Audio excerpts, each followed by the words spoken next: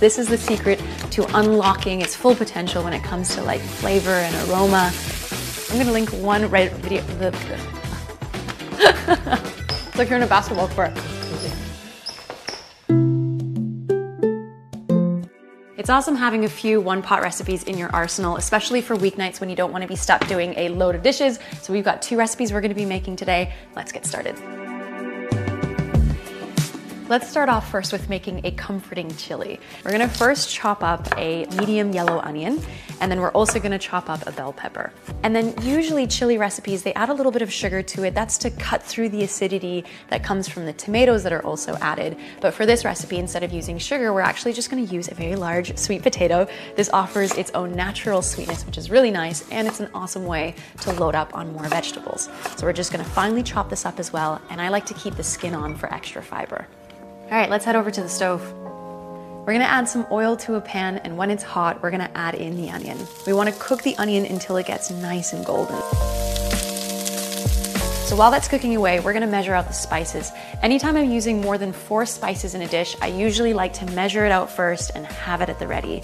This is gonna make sure that we don't burn the spices later on when we need them. So we're gonna start with measuring out a tablespoon of a good quality mild chili powder. But this is super important. If you're based in Europe like we are, I've noticed that these chili powders are incredibly spicy. They're made with pure chilies, whereas in North America, in my experience, they tend to be a chili blend, so they're a bit more mild. So if you're kind of spice adverse, or if you're in Europe like we are, start with less, like a teaspoon, for example, to begin with. You can always add more later. Then we're gonna add a tablespoon of ground cumin, 2 teaspoons of dried oregano, a teaspoon of smoked sweet paprika powder, and about a 1/4 teaspoon of black pepper. When the onions are golden, we're gonna add 4 cloves of crushed garlic to the pot as well, along with all of our spices. Then we wanna toast these spices for a couple of minutes. You can do something similarly when you're using tomato paste. I like to toast it in just a little bit more oil for a minute or 2. This caramelizes it, it cuts through the pungent acidity, makes it less bitter and a lot more sweet and flavorful. We're gonna then deglaze the pan with about 2 tins of crushed tomatoes, 2 cups of water, and then we'll add the legumes. I'm gonna be adding 1.5 cups each of cooked black beans, kidney beans, and brown lentils. So whenever you're using canned beans or lentils, just make sure to give it a really good wash and rinse first until the water runs clear. This is what's gonna help to wash away those compounds that can make us feel gassy and bloated whenever we do eat beans. We're also gonna add in our chopped bell pepper and sweet potato and 2 vegetable bouillon cubes. So we want to bring this all to a boil, reduce it to a simmer, and cook it for about 30 minutes partially covered. We want to let some of the steam escape so that our chili thickens a little bit, but if we leave it completely uncovered, it's going to splatter and make a mess of your kitchen. That's not nice. So we'll check on this every 5 to 10 minutes or so just to give it a stir. So it's been 30 minutes, but if you can actually let this sit at a gentle simmer for even longer, you're gonna end up with an even more flavorful chili. And at this stage, I also like to add a bit of corn to it.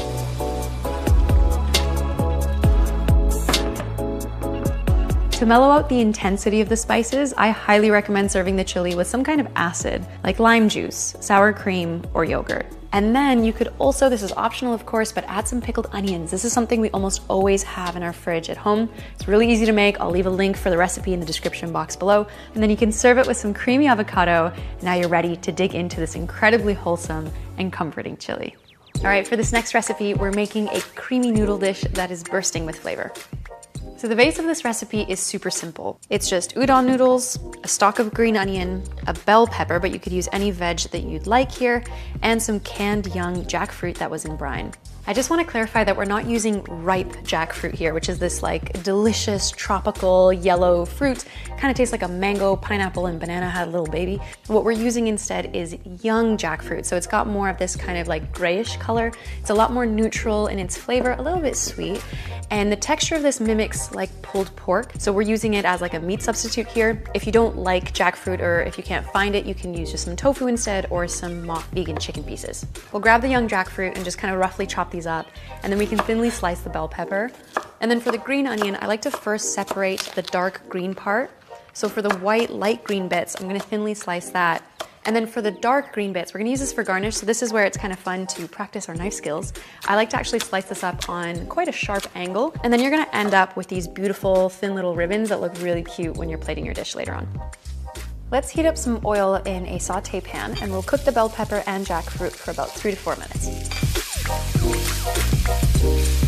While that's cooking away, we're gonna make the sauce. So to a large jar, we're gonna add in half of a cup of canned light coconut milk. If you've got leftover coconut milk from another previous recipe, this is a great way to use it up. But if you're opening a fresh can just for this, you're gonna have plenty of leftovers. Don't throw that away. You can use it in soups, smoothies, curries. I'll leave some recipe ideas for you in the description box below. Or what I like to do sometimes too, actually, is just to pour this into an ice cube tray and freeze it. That way I have it for whenever I do need some coconut milk in another recipe.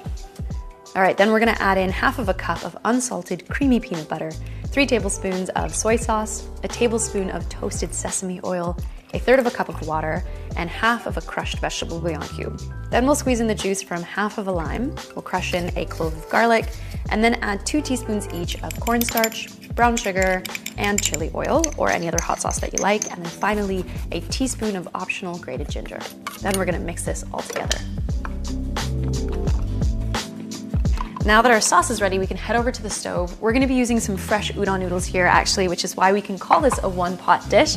We can just add these straight in, add the white and the light green parts of our green onion as well, and then just cook this for 2 to 3 minutes, and then we can pour the sauce into the pan. Give it a stir and give it some time for the noodles to continue to kind of break apart, and when everything is heated through and the sauce is thickened a little bit as well, then you can serve it up. I love adding some crispy fried onions on top for some crunch and some toasted sesame seeds as well. We can also top it with some of the green onions that we sliced up before. It's a dish that comes together in just 15 minutes. It's creamy, the chew from the noodles is so satisfying, and the touch of sweetness from the young jackfruit complements the peanut butter really nicely. This is the perfect weeknight dinner. Oh, it's really good. If you'd like even more weeknight recipes that are one pot or quick 15-minute meals, we have plenty of videos that we've done in the past. I'll link one for you here. I'll link even more for you in the description box below.